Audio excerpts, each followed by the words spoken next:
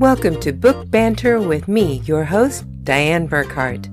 I hope you will join me every Wednesday as we explore all things to do with, well, books. Let's get on with our show today. Hello, my happy people. Today is August 23rd, 2023. Welcome to Book Banter with Dianne Burkhart. Have I got a great show for you? I have my second comic book author. I'm so thrilled. My guest today, we actually ended up veering off onto many nerd side quests during this conversation. We do always seem to remember to bring it back to his actual work, but whenever you meet somebody who has those same kind of geeky interests that you have, sometimes it's kind of hard to contain yourself. You guys just kind of feed off of each other and have such a fun conversation. I did manage to distill this down to just a few side quests. And we focus mostly on his work, but hopefully you're going to follow along and really enjoy this back and forth. Now, I do have to apologize a little bit because we did have some sound problems in this. You're going to hear a lot of clicking and popping, and I have tried to clear out as much of it as I possibly can and tried to minimize the ones that are still there. I do not know any more that I can do to filter these things out. I am so sorry. Hopefully this was just an anomaly and will not be in any future podcasts either. So I apologize. Try and bear with me. I did what I could to get rid of them. Now, of course, as always, stick around to the very end because we have some announcements for Book Banter, the podcast, Book Banter magazine, and of course, what is going on with Burkhart Books, the books that I write, the Into the West Saga serial. And the last book in the Into the West Saga serial is coming out September 19th. So stick around to the very end. And don't forget to subscribe to Book Banter with Dianne Burkhart. Because if you love books like we do, you do not want to miss this podcast. We have had so many incredible authors from various genres. We've had industry professionals. I'm working to get some more support service experts to come onto the show to help all of the indie authors to further their own careers and to do all those things that we have to do as indie authors, maybe just a little bit better to increase our markets, because we all know how hard that is. So without any more blather from me, how about we get on with today's guest? Please welcome to Book Banter with Dianne Burkhart, Chris Denmead. I am so happy to have this next guest. I have been hounding, and I mean hounding, his publicist for quite a while now to bring me comic book authors and graphic novel authors. Thank you so much for being on the show. You have no idea how happy I am to have this conversation today. Thank you for having me. So why don't you go ahead and tell the listeners who you are and what you do? I'm Christopher Denmead. I'm the author of a few comics and graphic novels, most specifically to the one that we're talking about, of Vlada, a Dracula Tale, Vlada Chronicles of the Damned, Vlada Resurrection, and Vlada Tales of the Damned, which is a universe where we gender swap the cast of Dracula, so all the characters in it, their genders get flipped around from male to female or female to male, as well as a couple of upcoming comic books, Detective Demona, which is a private investigative crime noir horror, extremely adult comic book, especially in the last page, and then a untitled teen drama book, which I don't have a lot of information to give away right now, which is currently in production, as well as a Vlada spinoff called Colleen the Vampire, which is supposed to be like the apprentice of the Vlada Dracula character. Wow, sounds like you're staying very busy. And then I do a radio show as well. They're all written like one within a few months after the other one. I don't publish like 4 or 5 things a year. It's usually like 1 or 2 things. I'll be lucky if I have one thing published this year, actually. No, not true. We actually did get something published. We're currently shopping around the Vlada play. Oh, nice. That would be interesting. Yeah, if someone picks it up to turn it into a play. I happen to know a few playwrights. We may have to talk after the show. It would be interesting. I mean, right now I'm open up to anyone who wants to take a look at it to be like, hey, I want to see your script that you did on Dracula.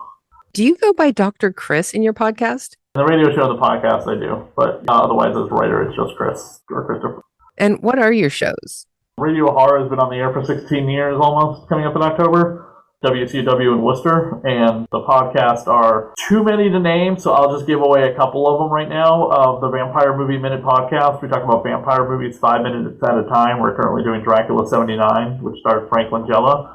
and the Dead TV podcast, which talks about canceled television shows. Mm-hmm. And that one is currently ending its coverage of Alien Nation, which was on the late 80s, early 90s through the 90s with a made-for-TV miniseries movies.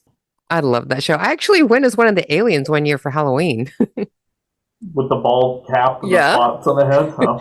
We've had Eric Pierpoint and Terry Treyas on the show, who played George Costanza and who played Kathy, the sexy love interest, next door neighbor Matt, who they eventually do get together by the made-for-TV movies that came around, as well as Kenneth Johnson, who is the creator of both Alien Nation, The Bionic Woman, and the Lou Ferrigno Incredible Hulk TV show. Oh, wow. Very cool. So he's been on the show to talk about that show as well. And then coming up, we're going to be covering Powerless, which was canceled after 9 episodes. It was an NBC show about a bunch of tech nerds that work at Wayne Enterprises, and the hijinks that ensue with the day-to-day office environment in the DC universe. And then in beginning of October, we will be covering Werewolf the series, which was a late 80s, early Fox network TV show.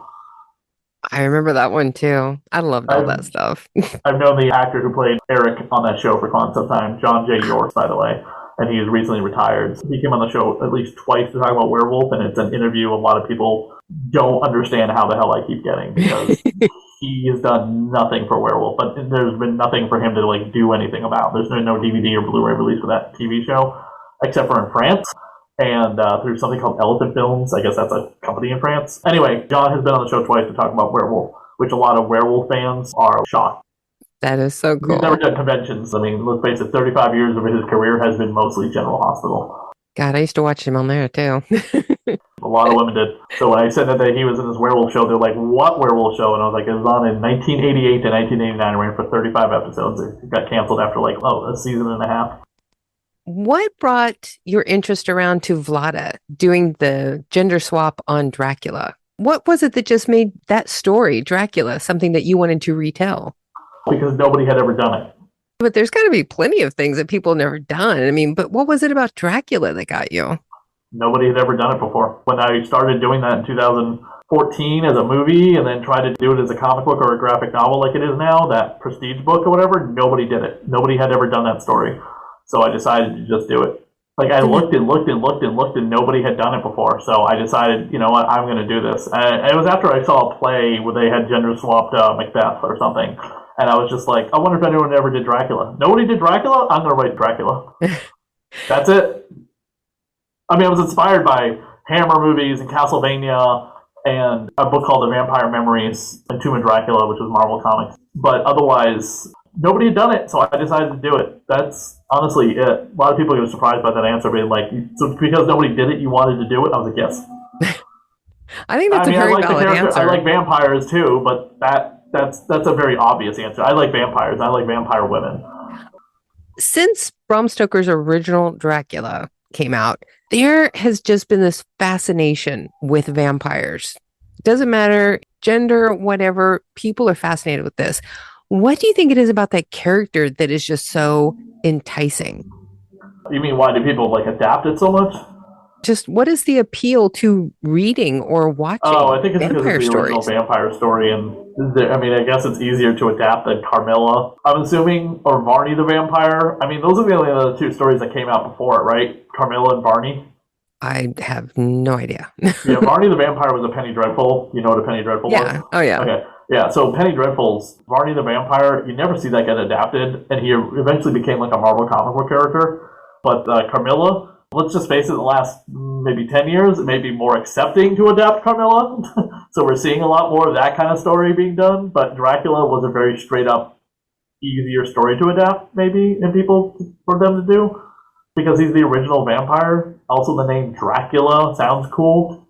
A lot of people tell me it's just because the name alone sounds cool. I mean, you can interpret that character however you want.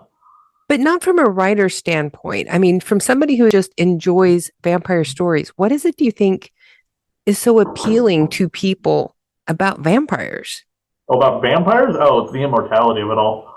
I mean, as long as you're not doing the vampires as monsters, it's the sexiness of it all. It's the immortality. It's the inviting someone into your bedroom to bite you. And I mean, I think there's a sexiness to it. If that's the vampire you're doing. If you're doing 30 Days of Night or Nosferatu or The Strain, obviously that's more like a virus and a they're horrible monsters, and there's no sexuality to those characters from 30 Days a Night or The Strain, let's face it. But I think when you're doing like all the other vampires, the Buffy vampires, like Angel and Spike and Drusilla, those are sexy vampires, you know? It's the ability to look like that forever. It's the Lost Boys. If you could always look like Kiefer Sutherland from back then. So is that what attracted you to vampire stories? Yes, I mean, I guess so. But again, it mostly is like the sexuality of like, this is how I perceive strong female characters to be, I think. Mm-hmm. That's the way I look at it. Yes, I'm looking at them in a sexual overtone, which that's how they're written, so that's okay. Mm-hmm. There's nothing wrong with that. Some people want to disagree, but I think if you're a strong female character in fiction, that's my go-to for those kind of characters. I latch on to like characters like that, Red Sonja, Ripley, more than I do like Mary Jane or something. Mm-hmm. But with vampire women, they're all gothed out. Goth dresses, black, mystery, evil, darkness, that sort of thing. I think that's what is attractive. Now, whenever you look at a lot of horror comics, there seems to be a very stylized and exaggerated body type, and that's for men and women. It's not one gender. Horror comics or just comic books in general? Well, there's some comics that don't. Yes, comic books have ridiculous body types. Sometimes they don't, but most times they do. I'm not going to discount that. I mean, I have a guest coming on the show tonight that was the cover model for Vampirella. So, oh, wow. She's 52 years old and she looks amazing still today, but 30 years ago, she was Vampirella, and she looked like it in every piece of her body. And Vampirella is still being published today. I mean, Vampirella has Dynamite Comics publishes Vampirella today, and they tried for a hot minute to put Vampirella in some type of like Buffy the Vampire Slayer, Van Helsing looking costume, and let me tell you, the fan base shot that down. Yes, there were people that are like, I'm proud we're doing this, and yay, she shouldn't be sexualized. Those comic books did not sell. So they put her back in her traditional costume, and guess what sells? What is it, do you think, that aspect, that stylized image is so specific to comics? Why is it so appealing in comics? I don't know. I don't know. I honestly don't know. I'm just assuming this is because it's the way it's always been in comic books for years. I mean, even going back into the 50s or 40s, whatever, they had comic book characters. You had a Captain America, and then you had Wonder Woman. You had, like, Jungle Girl and Phantom Lady, and their costumes looking like the way they did back in the 40s and 50s were ridiculous. And yes, they tried to curb that in the Comic Codes Authority, but eventually gave rise to characters like Vampirella because of this restrained censorship that people didn't feel like they wanted to be part of anymore. So we got Vampirella, we got Red Sonja. Sometimes artists draw their characters based on the way their spouse, wife, girlfriend looks. Mm-hmm. You look at Terror Witch of the Black Rose, Jim, I mean, his wife Holly modeled for him as that character for a long time. So, and yes, it is ridiculously over the top, hypersexualized, but he's doing it in honor of his wife. And I think that's 100% okay. If you're basing this on somebody you love and how they look, more power to you. You're showing off how much you love them. Yeah. I was just always curious as to if there was like a reason why it is so prevalent in comic books, if it has to just do with the fantasy aspect, that they're trying to show that this is not reality, this is something super, you know, it's like you have Superman, so they have a super physique. Right. They make Lois Lane look like your average, everyday businesswoman, but they've drawn her sometimes to be over-the-top hyper-attractive, but most of the time they keep her very much on a low level. She's tough as nails reporter kind of thing. Of course, now she's actually editor-in-chief of the Daily Planet. But with Vlada, we decided that was what's going to sell for the Kickstarter, and we'd be dumb enough not to make like a hot vampire woman. And of course, a lot of the women around her are not so hyper sexy in any way. They're all regular kind of day-to-day job people. They're the vampire hunter. They're the dock owner. They're the teacher. You know, they're all like average kind of business women who have to team up to stop Dracula from taking the Mina Mark character away. But we drew them all to be like business women. What was it that made you go through Kickstarter to do your project? It was a pay can. So it was also during the pandemic too. We didn't know how long we were going to be sitting at home. But it was honestly, a lot of it was to help pay can. And part of it was the pay can, part of it was the pay for printed costs.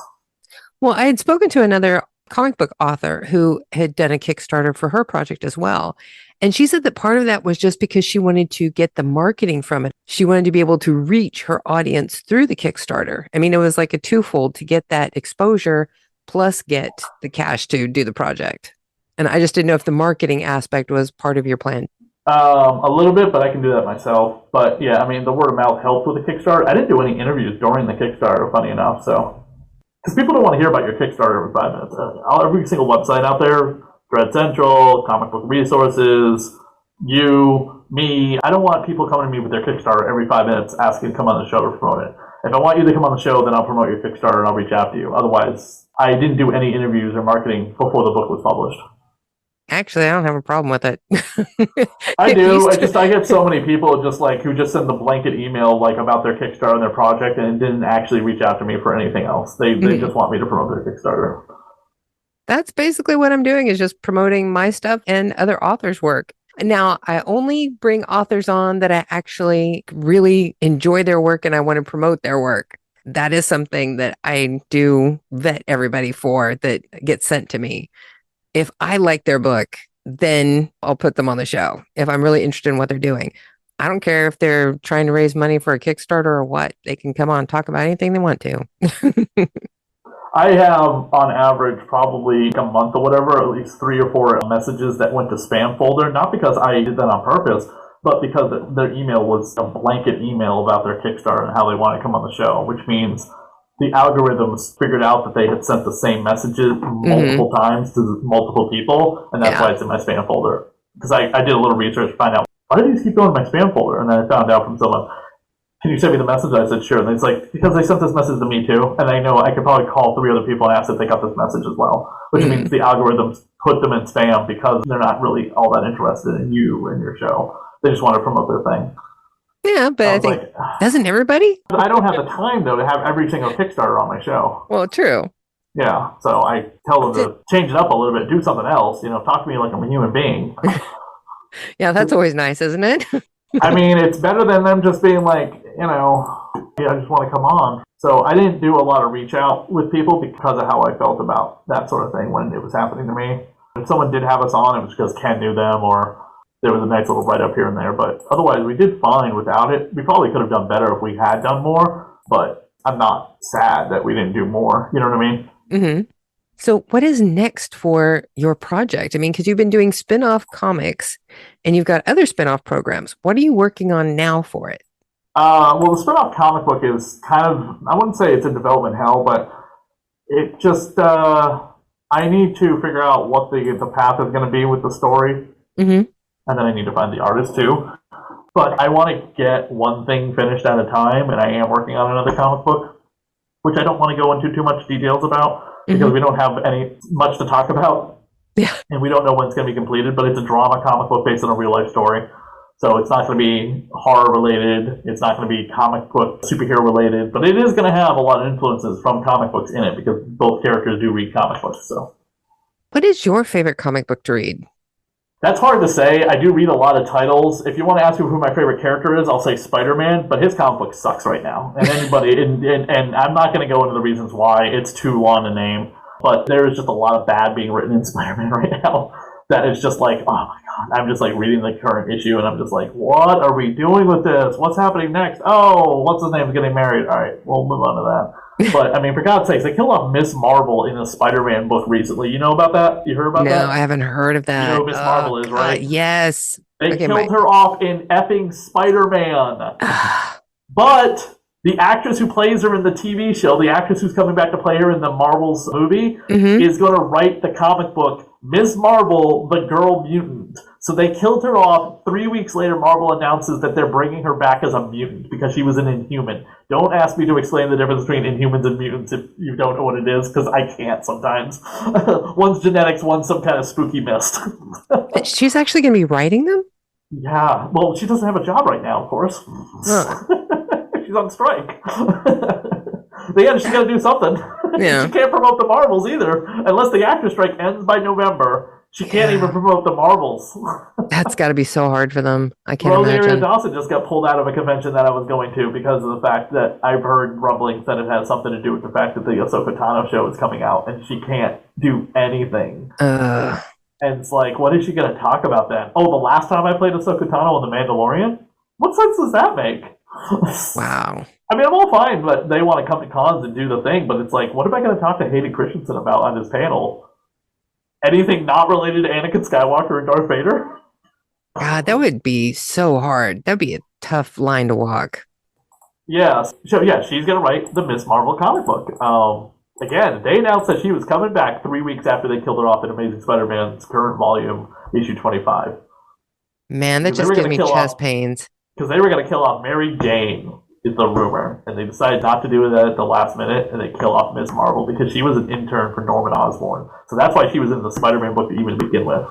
It's just wrong. Yeah, her and Peter are working at Oscorp because Norman Osborn turned over a new leaf and is trying to repent for all the bullshit he did, like killing Gwen Stacy, killing Peter's kid, making his own son go crazy, laundry list of things that Norman Osborn has done wrong. So what was the question? Like, what is my favorite current book? I don't know. I mean, there's not one book, and the way stuff is coming out in trade paperback too, it's like, ooh, I'm rather more waiting for like the next book by this author or this artist. I can say that Superman is well written, incredibly well written recently, and I'm waiting for that every month. I never got into reading Superman for some reason. Superman is so well written right now. It's a combination of a couple things. It's a great writer, and just the direction they have him going on is really good. So, and the artist in it is pretty good too. But Superman's book, just Superman, Action Comics is okay too, but Superman is written by Joshua Williamson, and he's really good. And he is nailing something that is just making me pick that book up. And a lot of people who are reading it 100% agree. So that was a long answer to a short question about what my favorite comic book is, because it's very hard to answer. I mean, I got a bag full of new comic books right now, and none of them are like my favorite, but I enjoy reading them. Once upon a time, Star Wars by Marvel was my favorite book, but it's kind of gone downhill ever since then. See, when I was a kid, Thor comics were my absolute favorite. I lived for Thor when I was a kid. They're about to relaunch Thor into something called The Immortal Thor. I don't know what it's about. The last time I read Thor was the Donny Cates run, which he kind of left Marvel due to personal reasons that have not been disclosed yet. Mm-hmm. And he was their big, hot poster boy for writing in comics for a few years. He reinvented Venom, he reinvented the Hulk and Thor, and then he disappeared. And reasons are still mystery. But I was loving his stuff. So it's not so much about the characters sometimes. Now it's becoming about the creators, which I think it should always be. I'll read anything that Jack Kirby drew, for the most part. Some of his stuff is really weird. But I will read anything that John Romita Sr. wrote, who just passed away. I will read anything that George Perez drew. He also passed away last year. Because comic books should be about the creators more than the characters. This is like a big problem in comic books that's becoming more and more apparent. That's why we have writers on strike right now. They're pissed that they're not getting what they deserve. Mm-hmm. You go to Comic Cons and they're rarely about comics anymore.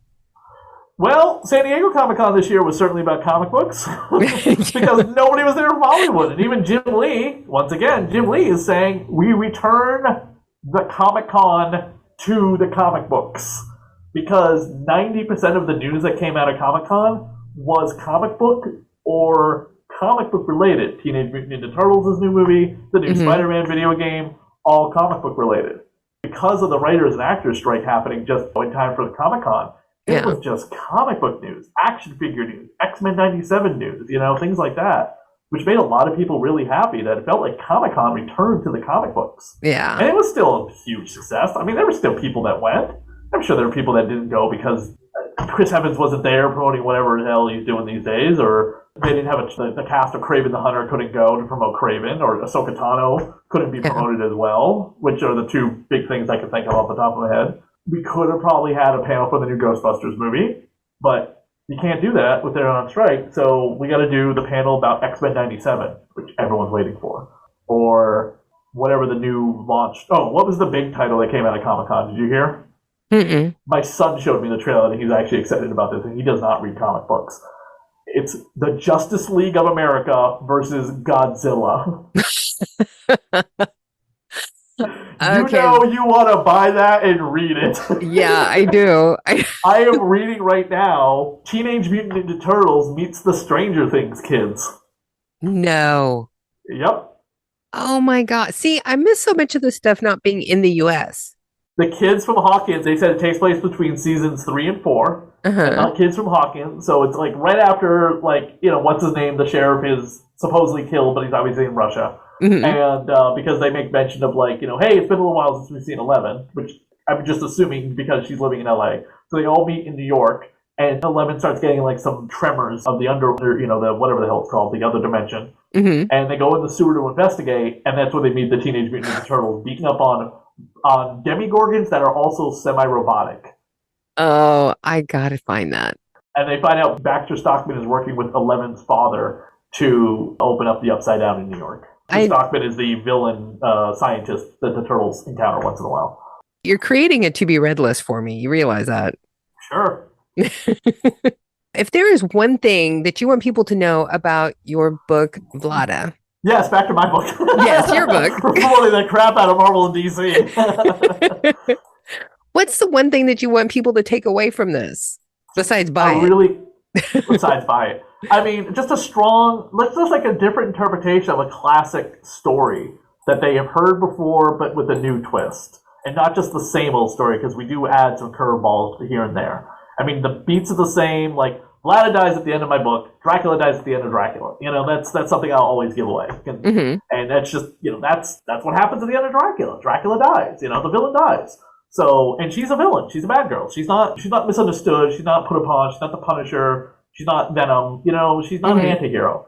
She's out for blood. She'll get what she wants, how she wants. And she doesn't care who gets in her way.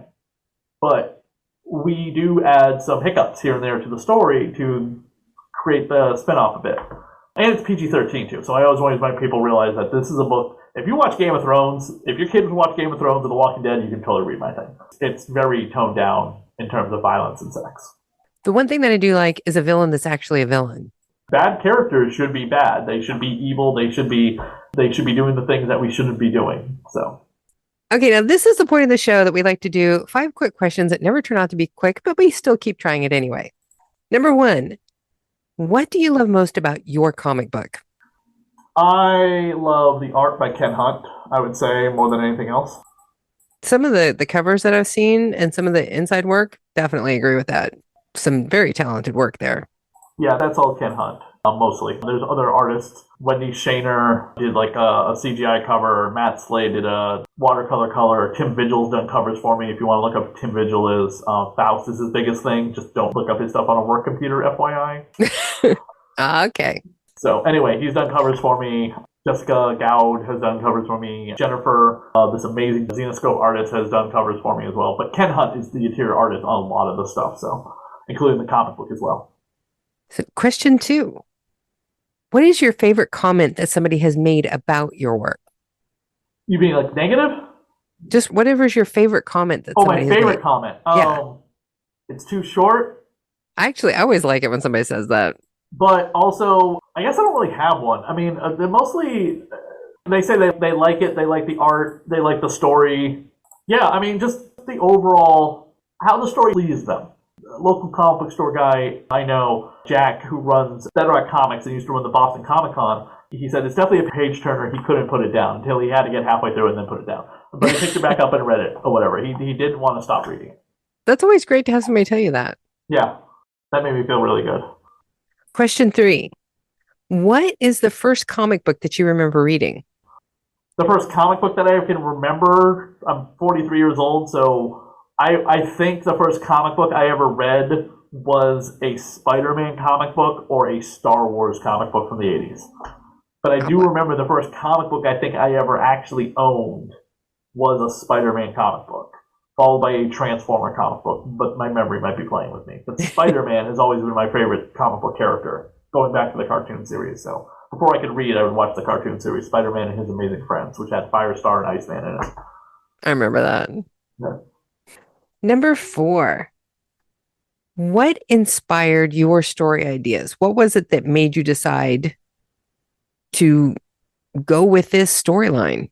So I'm just going to rapid fire some stuff, whatever, and not overly explain every single one, but just so you have an idea where this all came from. Mm-hmm. Fright Night Part 2, the character Regine, played by Julie Carmen, big influences in terms of like female vampire empowerment. Tomb of Dracula, just the way it was written in the dark storytelling of the Marvel Comics where Blade comes from. the Hammer horror movies starring Christopher Lee, the Vampire Memoirs, which is near and dear to my heart as I actually got to interview the author of that, Tracy Bellamo. And that's a story of a female vampire from like the 900 ADs all the way to the present day, late 1980s. Castlevania, the video game series, just the gothic aesthetic of it all. You know, just the monsters, the way the castle was. And the music really influenced the hell out of me. Very cool. Question 5. What kind of motorcycle do you ride? 2007 Honda Shadow. Oh, God, I love those. My first bike was oh my God, I completely forgot the name of my first bike. It's only because I just got rid of it. I just said it the other day, too. Let's just stick with the current thing I'm driving. The 2007 Honda Shadow 750 cc's. I'm so jealous. I always wanted a Shadow. I love those bikes. So nice. Yep, I just got it. I love it. It's a bigger bike than what I'm used to, but it was time for a bigger bike too. It had been too long on the other bike. I've been a long time motorcycle aficionado. My parents were both motorcycle riders from as long as I can remember. They got me my first bike when I was about 7 years old. It was a little Honda 50. Gotcha. And then it's like I moved up to like a 75, 100, 250. The last thing I rode was an 1100 Virago. Yeah, that's what it was, a Virago. That was the first bike I had. That was the 250cc's one. That was a nice bike too, but I've always wanted a Shadow. There's something about those. I love those. It's considered the best bike on the market to ride. It's a nice cruiser. Yep, it is. And it is heavily ranked as one of the best bikes on the market for a beginning, middle, or advanced rider. I have gone through the questions that I had for you. Is there anything that we have not covered that you think it's important for people to know? Like I said, there's multiple stories that are connected to Vlada. Vlada also has an audiobook. It's written by a woman named Dianne Porter, local to here to New England. But it's the same story you get in the graphic novel. And the graphic novel has multiple soft covers and a hardcover. The hardcover is also designed by Ken Hunt. And then there's 2 comic books and an anthology book. And the anthology book has multiple people part of it, like Jenna Moquin, Chandra, me, Scott M. Baker, and several artists like Tim Vigil, again, is in the book as an artist for the cover. So that's an anthology book, so it's not just all my writing. And all these things can be found on the Etsy store. The main graphic novel is available on Amazon through its various different mediums, digital, hardcover, and softcover. But the Etsy store is the best place to find mine, unless your local comic book store does carry it, which I always recommend people go to the local comic book store. So if you have a comic book store, even in Germany, that you want to have carry it, I would rather that you go to them. Somebody asked to buy my copy of my comic book, and I said, actually, where do you live? And they said, Worcester. I was like, why don't you go to That's Entertainment and buy it? And sure enough, they bought that and a couple other things. And someone else bought it or whatever. Now That's Entertainment's out of my book, so they want a restock on it. So very nice. And then just look for the next comic book I'm doing called Detective Demona coming out, which is, again, is a crime noir office story with some serious mature content at the very end. So that's my adult comic book. And we will have links to your information that you just gave in the description of the podcast, so people will be able to find you very easily. Thank you. It's maybe the second or third in the last 2.5 years of interviews I've done that have been international. I think I only did one other one that was in the UK and one that was in Canada. I don't consider to be very international, considering they're our neighbors. No offense to anyone from Canada. You're right above us. UK and Germany is the other side of the planet. Yeah. So, but I appreciate it. I did have a couple German subscribers to the Kickstarter backers. So the first Kickstarter backer was all the way in New Zealand. That was $55 to ship to him a book. Wow. Yeah. He was one of the last people I shipped. He completely understood. I was like, I'm going to be waiting until the very end to make sure we have all the funds available. And we did. But yeah, that was $55 shipped to New Zealand. Wow. Yeah, that's crazy. So, yeah, a little bit. But yeah, we had UK, Germany, Spain, France, and Italy for people who backed Vlada back in 2020. Comic books are a big deal over here. That's good. Well, hopefully somebody enjoys my comic book over there and they'll want to carry it. This is mostly about telling a cool story that I think is awesome and sexy and with amazing artwork than me making money. I cannot thank you enough for being here today. This has been so much fun. I appreciate it. I appreciate you having me on the show. So there you have it, my happy people. My interview with Chris Denmead, the author of the Vlada comic book series. If you have any interest at all in the Dracula story being told as a gender swap, if you like vampire comics, if you just like comics, this is a well-drawn comic book series. You definitely want to check it out. Now, I also just want to give you a quick update on our new Book Banter magazine that is going to be coming out October 1st. It is the companion to Book Banter with Dianne Burkhart, the Book Talk podcast.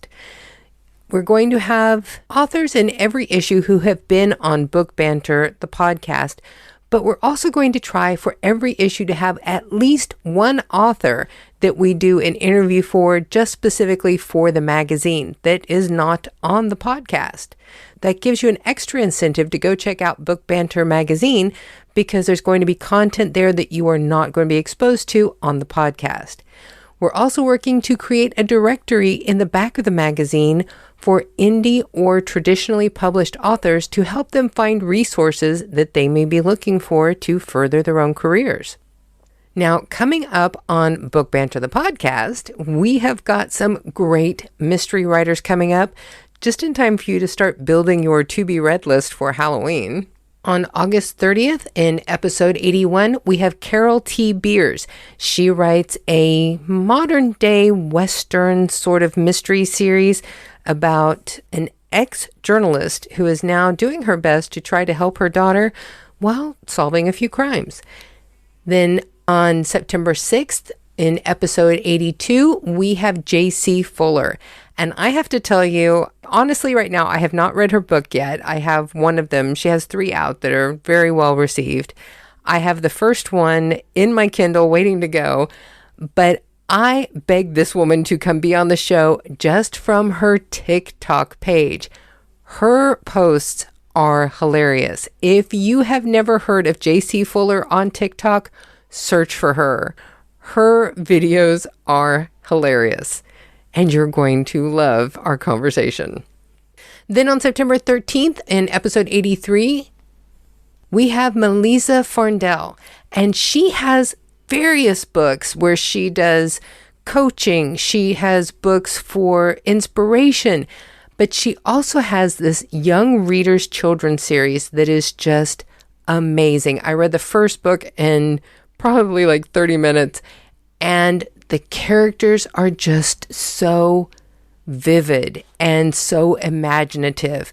If you are looking for books to add to the to-be-read list for your children for Halloween, for the fall season, these would be great books. Trust me on this. They're so good. I wish these had been around when I was a kid. I would have devoured them all. And we, of course, have more authors coming up after that. Keep watching all of our social media and be sure to check out burkhartbooks.com and keep up with all of the things that we're posting there. We're trying to keep everything updated weekly, if not daily. And don't forget, subscribe to the podcast so you always know when there's a new episode that has been broadcast. Now, you know what time it is, folks. It is that time for you to go forth and be happy.